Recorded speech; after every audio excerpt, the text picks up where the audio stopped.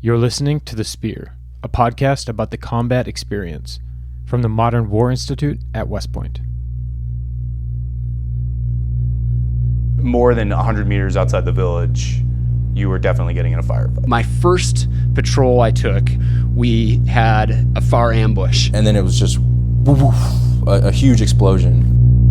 The primary threat was RKG-3 grenades. Light machine guns and AK-47s, that kind of thing. Small arms fire, RPG fire. Explosively formed penetrators. Suicide bombs.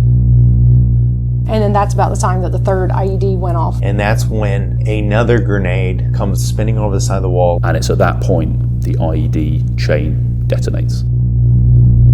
There was enemy in the wire. There's all these Humvees on fire. It was truly bullets flying from every angle that you could see. I open the door and look outside, and all I see is muzzle flashes. There's a guy on top with a 240, and the rounds passed right past his head. At that point, our instincts kicked in. One pilot on the controls, the other pilot was using his M4 to engage single-man targets on the ground. You're shooting at everything. It was a fight. Welcome to The Spear, the podcast about the combat experience, brought to you by the Modern War Institute at West Point. I'm your host, Tim Heck. Today on the show, we have retired First Sergeant Eric Kale, who spent 20 years and 24 days in the U.S. Army, retiring as a First Sergeant. He's currently an AH-64 Apache systems instructor down at Fort Rucker. Eric, welcome to The Spear. Well, thank you, Tim. It's a pleasure and honor to be here. What brought you into the Army in the first place? Family tradition and a sense of indebtedness to our grateful nation. But I got out of 13 years of school and didn't want to jump into another force. I wanted to figure life out on my own. And did you come in to do aviation? I did not. I originally joined as a combat engineer at 12 Bravo, and I went to basic training in AIT at something called OSUT, One Station Unit Training, at Fort Leonard Wood, Missouri. And from there, where did you go? I went to airborne school at Fort Benning, Georgia, on to 27th Engineer Battalion out of Fort Bragg, North Carolina. While you were there, what did you do? I worked my way up from a picket pounding private. I was in an obstacles team, and really all we did was sit there and build obstacles.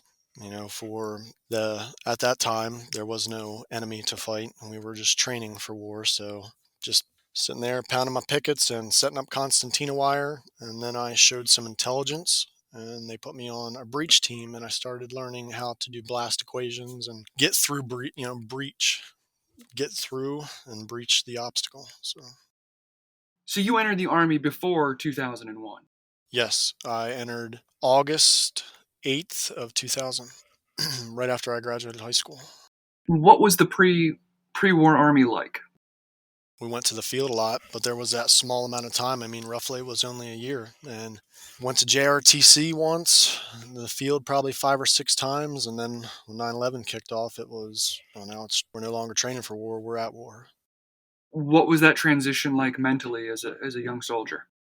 I think at that point in my life, I was 18 years old, and that's what you join for, is not necessarily to see that, but in the event. Well, the event now presented itself, so it was, if before you didn't take your training serious, from this moment forward you need to take everything that they say and teach you to heart. And we had some of those older, whether it be veterans from Somalia or Desert Storm, a few of those individuals were still around, but that's as a young kid, you looked up to those individuals with those combat patches on, for that knowledge and experience. And you knew if something was coming out of their mouth, whether they were even a paper pusher, but they had that on their shoulder, you knew that they had, or you felt that they had some experience to learn from. How long before you got your own experience? That would have been the invasion of Iraq in 2003. After having seen these soldiers with these patches, how long before you got your own?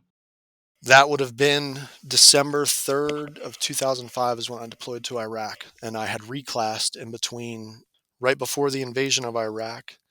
In December of 2002 is when I went to AIT to be an Apache maintainer.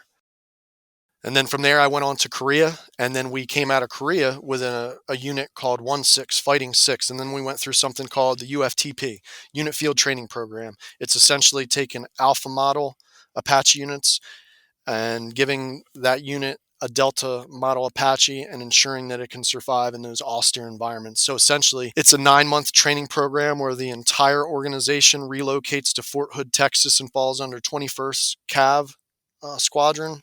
And you go through 9 months of essentially in and out of the field, 2 weeks in, 2 weeks out, 2 weeks in, 2 weeks out. And that was just to ensure that this old Alpha model unit can now succeed in combat as a Delta model unit.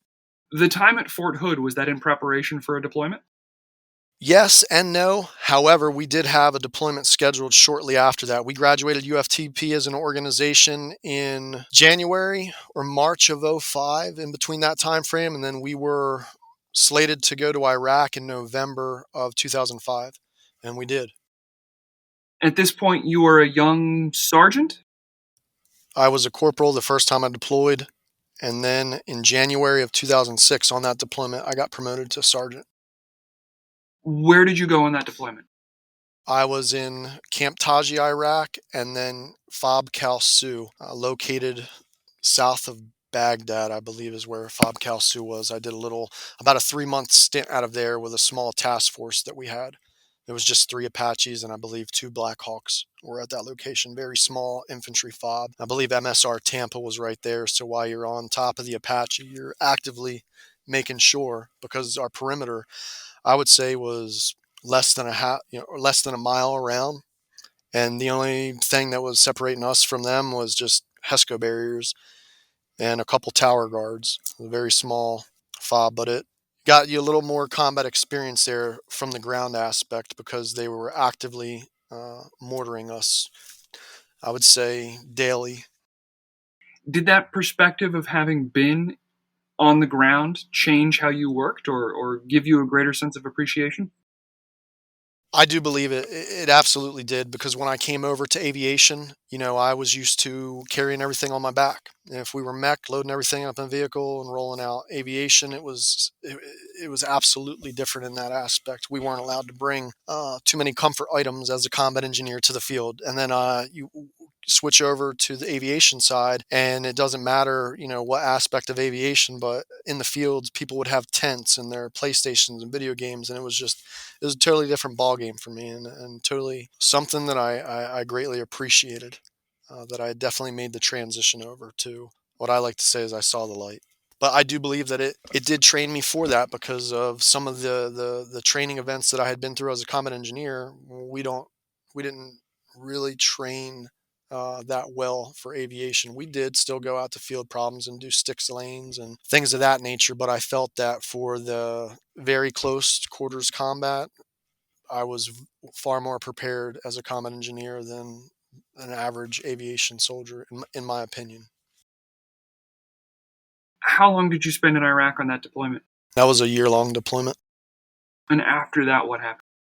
So during that deployment was the first time, and I guess I'll pause it here, and that's where I would just want to talk about a brief indirect fire, because that kind of shaped kind of my leadership and my view, because now it's not we're getting shot at when we're flying to a different fob, or if we have to go on a small convoy, because we did convoy up and met some, never any firefights, but very close calls. On that deployment, were there significant moments that helped develop you as a leader and shape how you approached combat going forward? Absolutely. For ID, we had lost 3 Apache crews on that tour. And for me, it really hit home hard on April 1st of 2006. We lost Captain Tim Mosier, who was a West Point alum, and then CW3 Mike Hartwick. And that was my first experience with true personal combat loss. And that did affect me drastically after the deployment. But at that moment, we had to, I remember when it happened, Fallen Angel, there were missions still going on, and we still had a job to do. We broke briefly a few days later for a memorial service. And then I believe our sister battalion, 1-4, picked up our missions either for the whole day or just during that block. But when it happens, war doesn't stop. You have to pick all the motions up and, put them in your pocket and save them for later. And then September of that year, was when Ramadan was going on, and we were actually switching out with 1st Cav. And we were, I believe, at Taji. That was the first time we were rocketed or mortared during that deployment. And a volley of 3 came in that day. The first one hit, and when they hit, they sounded like someone just dropped a dumpster. You know, when the trash truck comes and picks the dumpster up, dumps it, and then slams it back down. That's how it sounded. The first one went off. I was on night shift. And for me, this is why, like, when you talk to people and you say words have meanings. And so for me, the last words I got to say to my friend while he was coherent, and it was jokingly, it was we were teasing each other back and forth because we were both on night shift. And I said something to Daniel, and he said something back to me, and my cheerful reply was, "F you." And we both laughed and went home. Well, when that second rocket hit, Daniel's roommate, Paul Bogert, he told, they laid down, and he was yelling to Daniel to get down. Daniel stood up to grab his Kevlar that was on the top of his wall locker. And when he did that, the second one hit in the pod diagonal to theirs. So shrapnel went through both hemispheres of Daniel's brain, and it entered, I believe, behind the right ear. And it was about a quarter-sized piece of shrapnel and did not exit. For me, that right there, we didn't know the severity of Daniel's wounds because he was talking in the bunker. He was complaining about his back.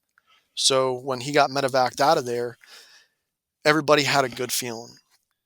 In that moment in time, since he wasn't a pilot and he was a ground guy, he was my peer and a friend, that was the first time that a friend and peer had been injured. And for me, when we got home, Daniel went on to Landstuhl and a bunch of other places, but we always had these high hopes. So we redeployed from Iraq in 2006. And I think a lot of us on that deployment, we bottled it up because that's what the leaders did. And like I said earlier, you put your emotions in your pocket to pull it out later. And the strange thing about that is you never know that you're not going to pull that out of your pocket. It's going to jump out of your pocket, those emotions and those feelings. And it could be at, the most insignificant moment, has nothing to do with that event that occurred, that those emotions are pent up from, and something so significant can bring that out in you.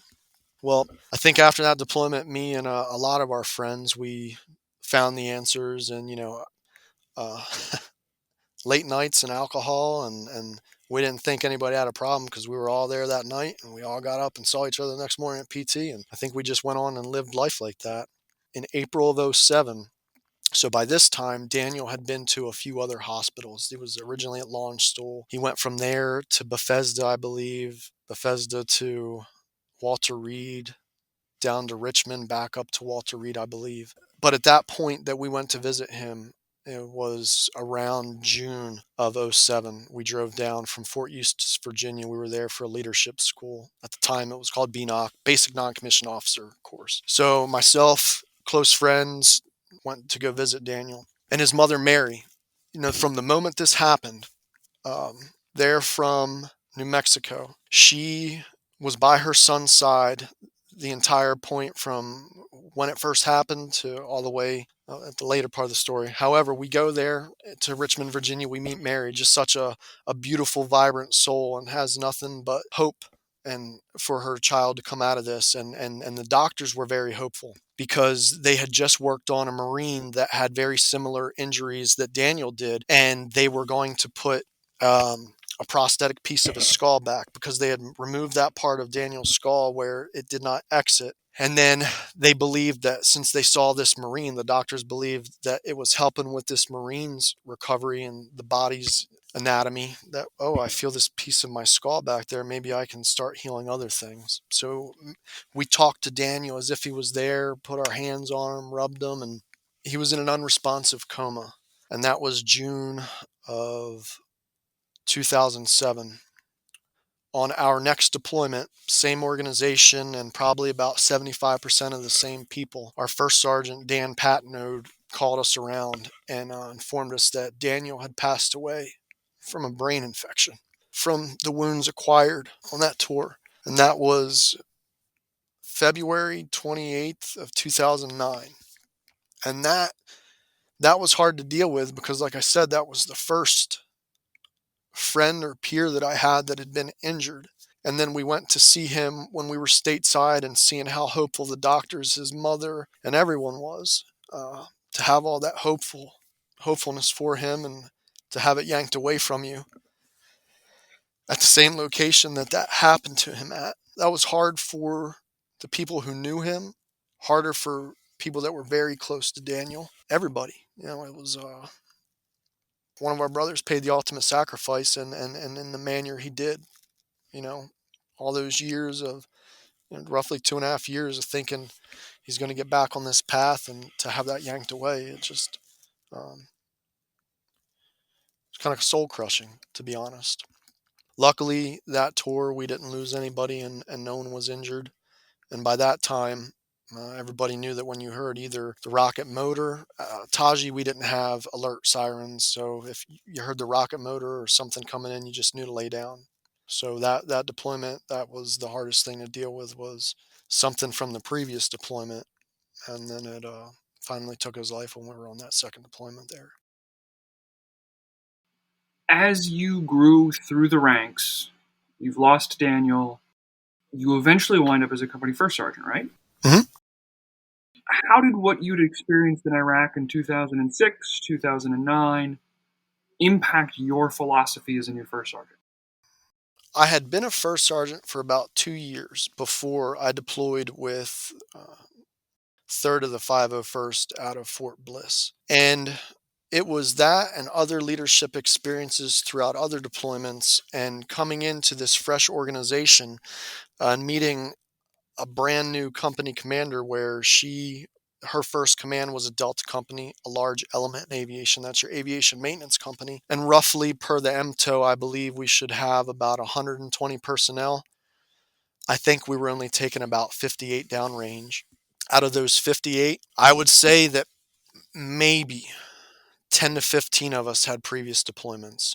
So some of the individuals in the organization I knew. Dave Howard was our PCNCO. I had known him from being stationed at Fort Rucker together. And, I pretty much asked him, since I knew him personally, kind of the health of the organization. And they drastically needed a command team that cared about the soldiers, because I believe in the past it was viewed by the soldiers that the command really didn't care. So with me coming in, I was more of a gruff individual, as I believe a typical first sergeant is. And then I have this young, bright-eyed, bushy-tailed, never deployed captain who, her first command, she gets the luck of having the aviation maintenance company. We put our heads together, and when we first met, and I think that's a part of it too, is having that command relationship. When I met her, she introduced herself, and I introduced myself, and she asked me, what my philosophy is and vision and how I view aviation maintenance. So after about 15, 20 minutes of me telling her, she slid her command philosophy and vision across the table, and we were pretty much spot on with each other. So I knew that was a good sign. And then, she had told me what her expectations of me were, and then she asked me, do you have any expectations of me? No, ma'am. Yeah, listen to some of my advice. Most importantly, the care of our soldiers. Always put that as your number one priority. And I tell you what, out of the 20 years that I was in, I had never served and seen an individual. I don't really believe I can put the title of officer on her, but an individual cares so much about the well-being of soldiers. And for that environment we went, I believe that we went to probably the most austere and worst location that our brigade went. And we were set to go to, it used to be known as Fob Shank, Rocket City. I think a lot of places in Afghanistan are known as Rocket City. Come on. But Camp Dalkey, that and Shank, on previous deployments, I'd flown into Shank and been weathered in there. And I think one day I was there, and this was probably back in 2014, they got 20, 30 rockets. I remember sitting in a bunker looking over at a guy like, man, you guys, like, is something wrong? Like, what the hell's going on here? He's like, this is like every day for us, man. And I was, holy shit. So now it was our turn to taste that in 2019. So a new command team coming in, it's pretty hard because you have to win the hearts and minds of soldiers. And where's the worst place to probably do that?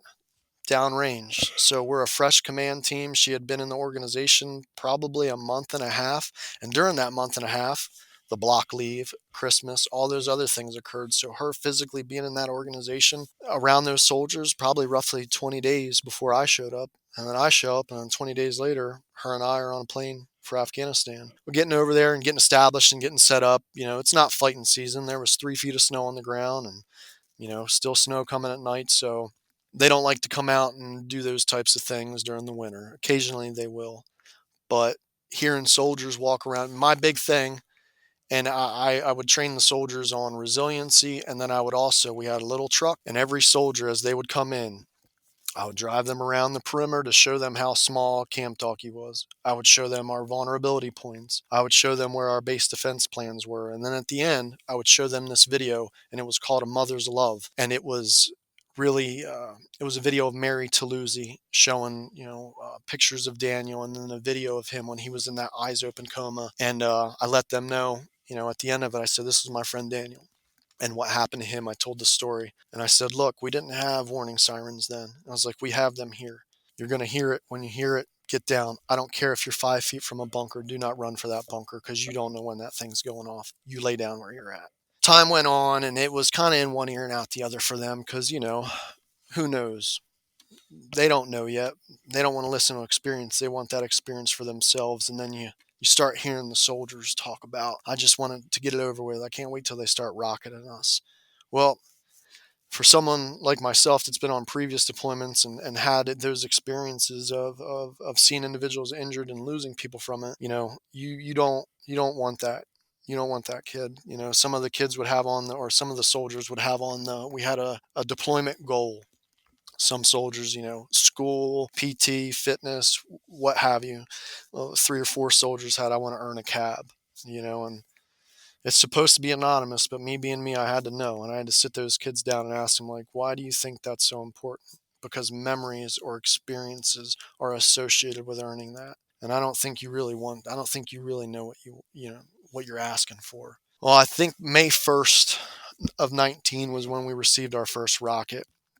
And Talkie is a very small fob for where we operate out of, and they were very accurate with those rockets. And then as they started getting closer, soldiers started to realize the significance of that getting down, and this is real. So, when you hear the alarm go off, incoming, rant, and you hear the CRAM engaging. Sometimes you think, oh boy, I hope that CRAM gets it before it gets to where we're at. And then when it's getting closer, you're thinking, I hope it doesn't get it now, because then it's an airburst. It's over top you. So now, not having to worry about the shrapnel coming, up and out. Now you're having to worry about it coming from above. So it's a little bit of a significant experience when you go through those times. But I think what all that training and talking to soldiers and that experience, that leads us up to August of that deployment. And on the 9th, we received about 6 or 7 rockets right after another. And they were all right on the flight line, which was only about 100 yards from our tents.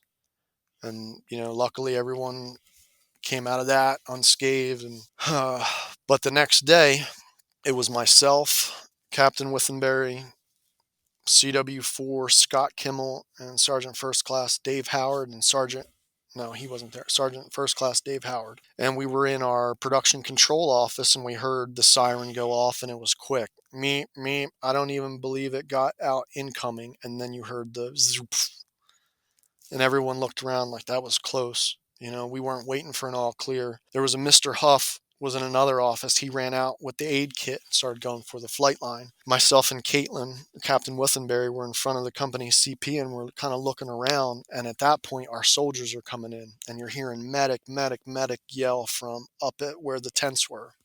Sergeant Bazan showed up, and our tent was tent 27. He lived across the tent from us, and I saw he had tears in his eyes, and he looked at me and he said, "First Sergeant, it was your tent."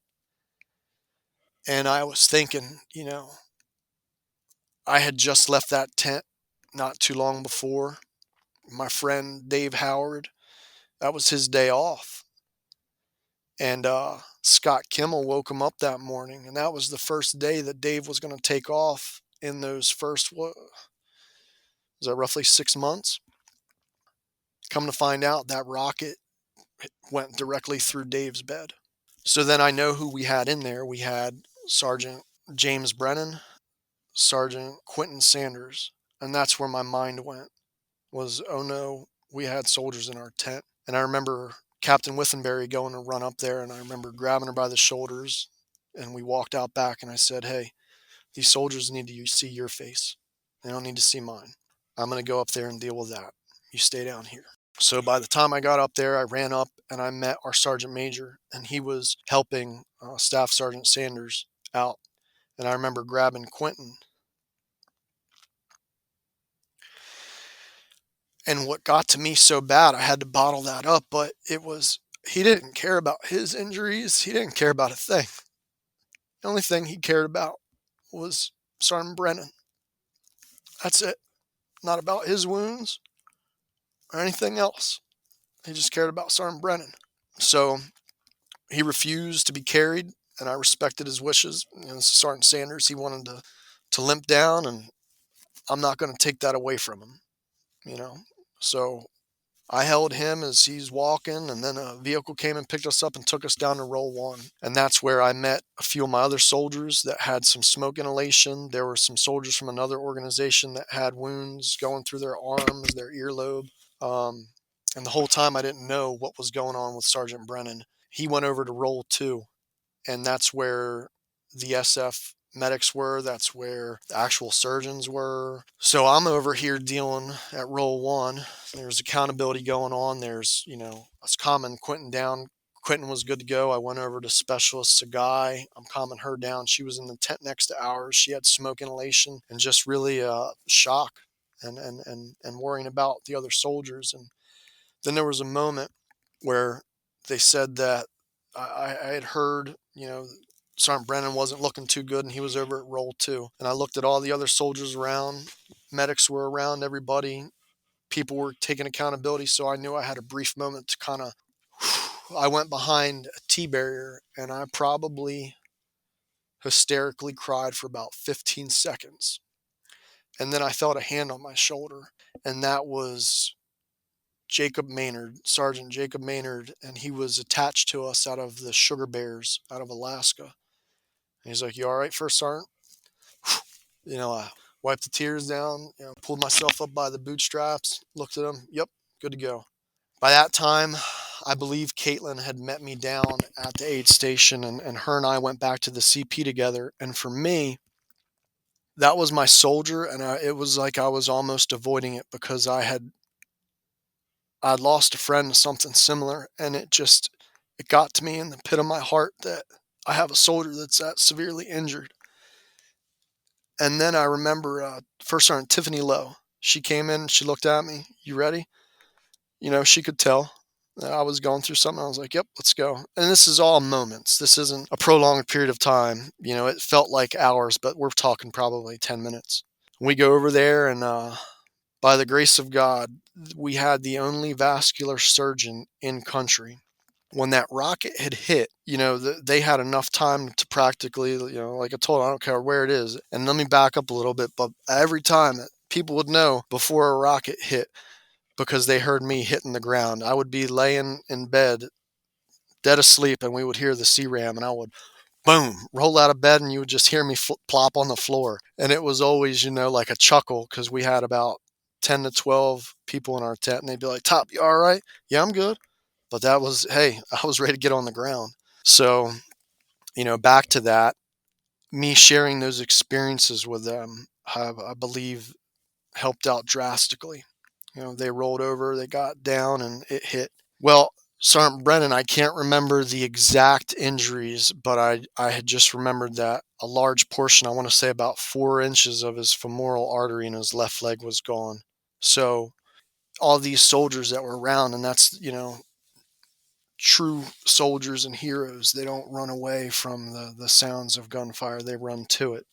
And luckily we had an abundance of those soldiers that day. They went into the tent, got Sergeant Sanders out, immediately started working on Sergeant Brennan put a tourniquet. There were so many people around there to help. It was overwhelming. But they put that tourniquet on his leg and got him over to Roll 2. There was that vascular surgeon in country. They farmed about 6 inches of a vein from his right leg and replaced that in his left leg from the femoral artery that was missing. And then he went through a lot of surgeries after that. However, he was medevaced out of country that day, and then we were there for about another 2 months to go through that, to move on after that experience. And I can remember that evening we were visited by senior leaders from Bagram, and they asked my commander how she was holding up.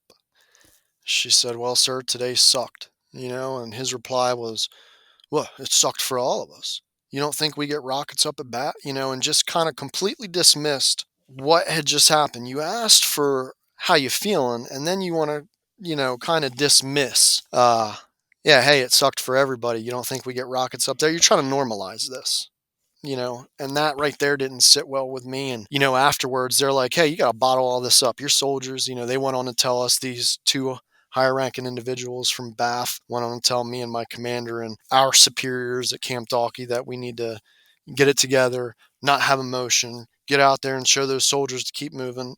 These are things that leaders, we already know. You don't have to tell us that. Don't tell me how to go console my soldiers.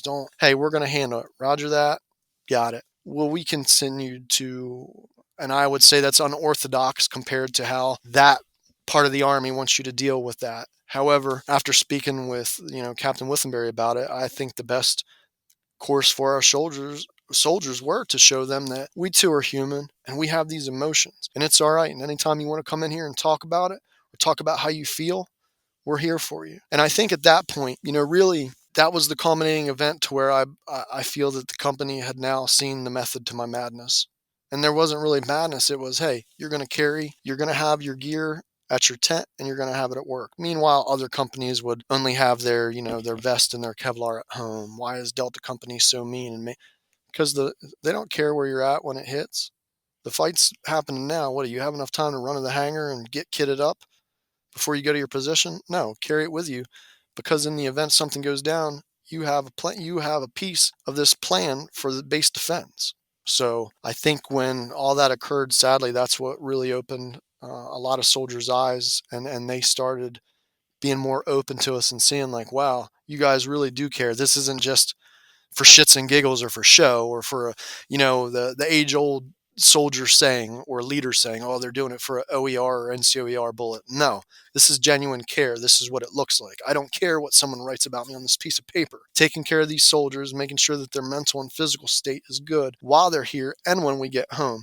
Not what I was raised under in the Army of tuck that in your pocket, no emotions, drive on. I think what that leads into, and what I left out earlier is, no, I didn't leave it out. I said that led to a lot of long nights of drinking, and that's how, we dealt with our emotions when I was a junior enlisted and a young NCO. I don't want to see my soldiers go through that same thing when I came home from my first deployment thinking that something was wrong with me and I was broken because I had these feelings and emotions. There was one time we sent a soldier home that was involved in that blast, that August 10th blast, and it was the XO, and I was a very now I'm starting to come out of my shell a little more, so I'm talking a little more passionately, but I've always been that type of person, and it frustrates me in life where if we talk about something, you just write it off as, well, he doesn't really have too much of a buy-in on this, so it's not that serious. Why do I have to raise my voice and throw a few cuss words in there for you to take me serious when it comes to an event? That's what's always frustrated me. So getting this other NCO that every time the CRAM went off, every time that rockets were in the air, I ended up being around him and had to comfort him. And when we got asked why we're sending this individual home, I said, do I really have to explain it? Yeah, you have to explain it. I was like, I don't know what the fuck you want me to tell you. This was our XO, a major. I said, I don't know what the fuck you want us to tell you, sir. You want me to tell you that I take this grown-ass man and coddle him and rub his back as he's crying on my shoulder? It's like, we don't, for one, the organization, it's not healthy for the organization to see that consistently. For two, and most importantly, that's not good for the soldier. No matter what we do, we have to get him home. And we got him home, and he's much better now. However, it's just frustrating when When you're trying to take care of people and do the right thing, I could tell you, hey, he's not reacting to incoming well and this and that. Well, who does? Fucking drive on. No. Know your soldiers. And that's a big thing of this too, is kind of like we talked about before we started recording, is it's not blanket leadership. I feel personally that you have to know each individual's soldier's strengths and weaknesses. And the time to find those strengths and weaknesses isn't downrange. You need to push those soldiers to that envelope as much as you can before you get over there.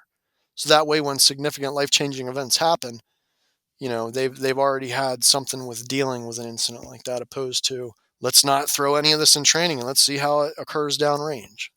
So, but the main point to that was just really know your soldiers and take care of them, regardless of what a book says, or even if you have to go against the grain sometimes against your leadership and show a little bit of that soldierly irreverence. You have to fight for what's right for your soldiers no matter what, because only you know them best, not these echelons well above where the rubber meets the road.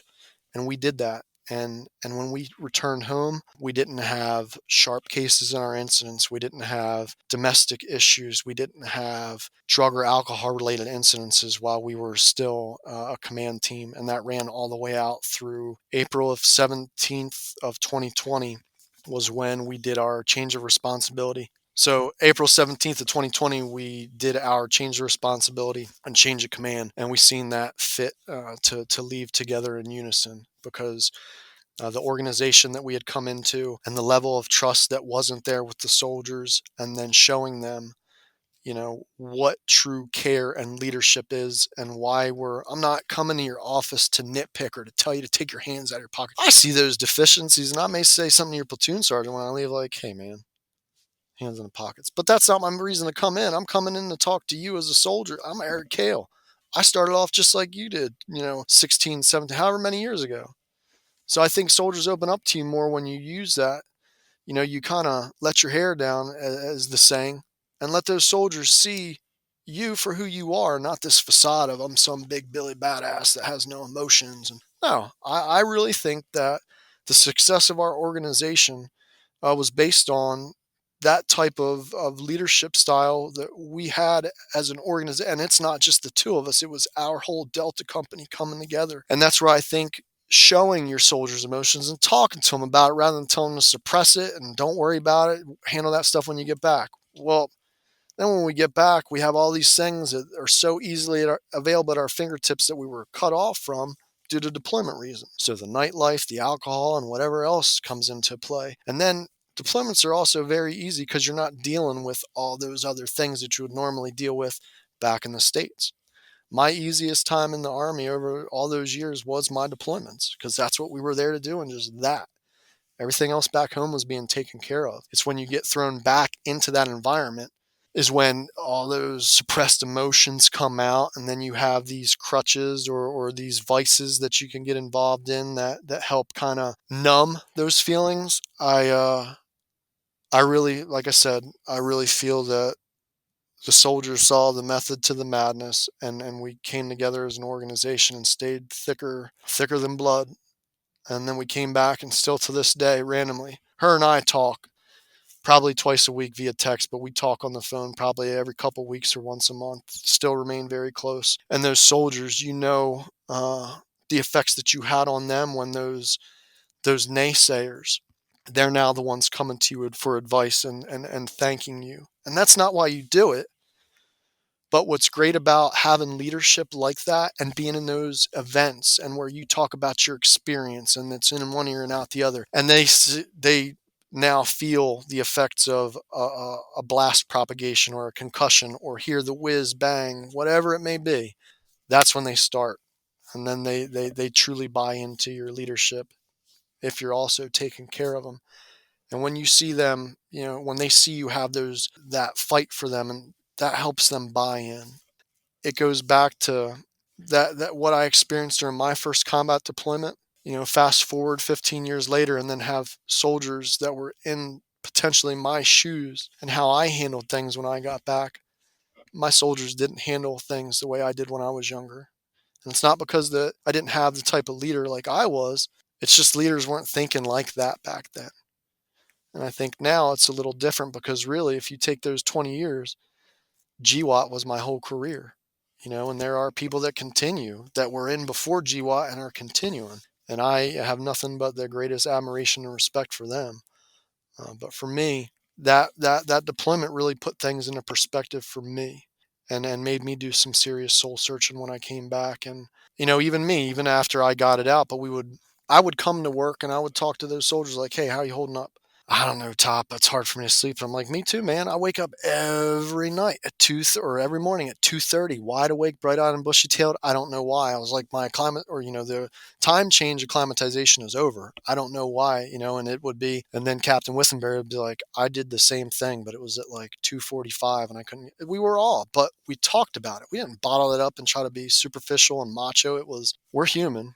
This is who we are, and this is what we're going through, and this is what helps us get through it. Maybe what we're going through and the style that we attack our problems can help you. So for me, it's always been about voicing not necessarily my problems, but if there's something going on with me, this is going on, and you figure it out. But what you're doing, you're also helping those other younger soldiers figure out how to get through their problem.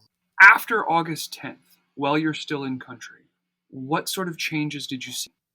We had soldiers that were so afraid to sleep in their tent. And I'll explain that a little bit from my own point of view.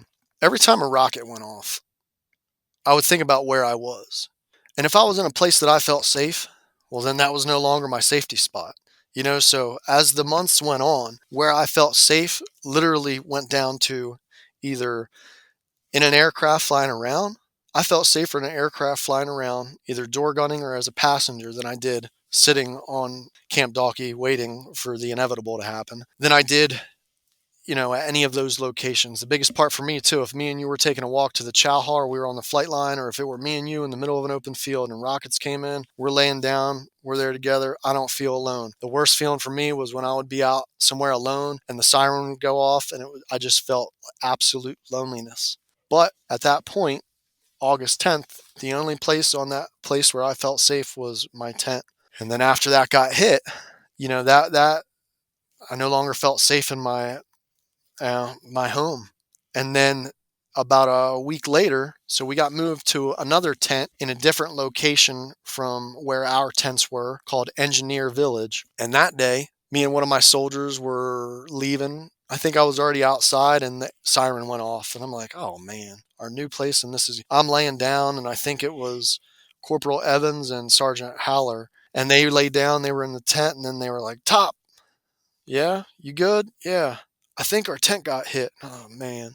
I go in there, and now there's a big hole through the roof and through the side. And then we went out there, and a nice little chunk of shrapnel. And it was like, now there is no place that and I'm the leader, and I would express that to them. I'd be like, hey, we're still here. We're not getting out. But, and I would say it jokingly. I'm like, man, I would tell them those same stories that I'm telling you. Like, I'm out there alone. I was like, I feel it everywhere now. I don't feel safe anywhere. So, hey, what you guys are feeling, guys, it may not be normal to the average person, but for the circumstances we're under, that's normal. We just kept it up. I remember Sergeant Major would come down to me, and he'd rip my ass. You got soldiers sleeping in the goddamn bunkers, this and that. Sergeant Major, I can't make those kids feel safe if that's where they feel safe. Well, they just need to sleep in their goddamn tents. Roger that. Hey, you feel safe to sleep back in your tent tonight? No, First Sergeant. Hey, dude, I get it.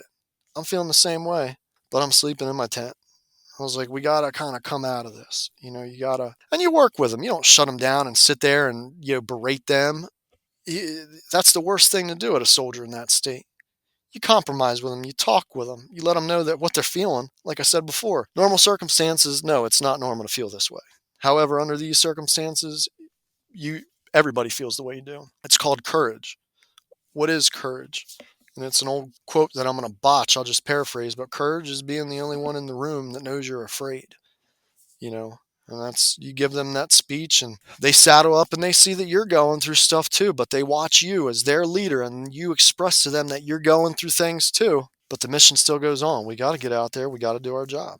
That I think when you attack it like that, I think when you address those issues with soldiers like that, they understand you a little bit more, because you're humanizing yourself. You're letting them know that, hey, we're all afraid of things in life, but that doesn't mean that the mission stops. We have to keep pushing.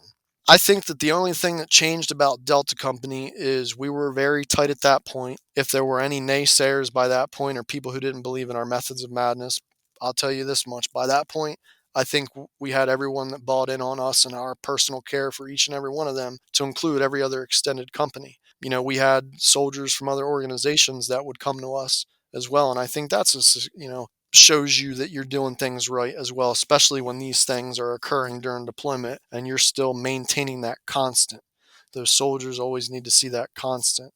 And it doesn't matter about whatever happens or disagreements happens in that command team behind closed doors, no matter what that commander makes the final decision. If you're at odds on the decision, it's ultimately their decision. But what you both do is you go out there in unison and you support that decision that they made. And then, and that goes back and forth sometimes because we all know how soldiers operate. Oh, this person's that person's puppet or vice versa. No, when you have a very well gelled command team, that was the best and easiest job I ever had because it was fun. It was it was our organization. We could do with it as we see fit. And I tell you what, like I said earlier about, that old gruff first sergeant thing, I would never wear no Hawaiian shirts. But she brought this, she was a rabble rouser at West Point and always very chipper and cheering. And she would throw on these events for our soldiers and we would wear these Hawaiian shirts, and that bleeds over into my civilian life now. I'm teaching these young aspiring attack aviators, and I'm wearing a pink flamingo shirt because that showed me how to have fun at work, even in the worst conditions. You mentioned after you came home, your continued interaction with soldiers. Now that you've retired, does that continue? So for me, there are no regrets about retirement. The only thing that I miss is that interaction with those soldiers. And whether they have zero time in, a few years in, or they're on the latter half of their career, it's just that mentorship that you might be able to provide or that other thought process that you might be able to be there. That's what I missed. And walking away, the only thing that I was afraid of is the next leader behind me going to put forth the effort that I put forth. And I don't think I put forth maximum effort. So all this stuff that I'm typically a very humble person, and I don't like to talk about what I do, but in this, atmosphere, that's what it's for. I just always felt over the years I did my job. I was a leader. These soldiers, when I leave, this isn't a costume. This is my uniform. This is not a job. This is a way of life. So for me and all the people that have said like, oh my God, no one has ever done this for me. I just looked at it. I'm doing my job. I'm not going above and beyond. I'm just doing my job. Well, I'd hate to see what you were like. I don't know. This is just my job. I am completely involved in you. I have to trust you right off the bat because I'm your leader. I have to trust you. You do not have to trust me. I have to build that with you. And I think, the easiest way to build trust is, how I said to previously. I want to go back to Sergeant Brennan real fast. He was evac'd out of country that day. Did he follow a similar path as your friend Daniel? No. So Sergeant Brennan, after he got back to the States, I can't remember. I believe I lost track of his number of surgeries after 7. I'm not sure how many other surgeries he's had on his leg. However, they just retired him.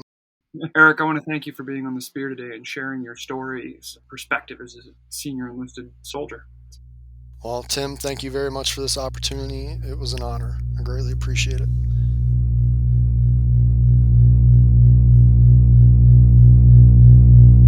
Thank you for listening to this episode of The Spear. The Spear is produced by the Modern War Institute at West Point. What you hear in each episode are the views of the participants and don't represent the position of West Point, the Army, or the U.S. government. Be sure you're subscribed to The Spear on Apple Podcasts, Stitcher, or your favorite podcast app, where you can also give the podcast a rating or leave a review, which helps us reach new listeners. And if you aren't yet following MWI on social media, please find us on Twitter, Facebook, and LinkedIn. Thanks again for listening.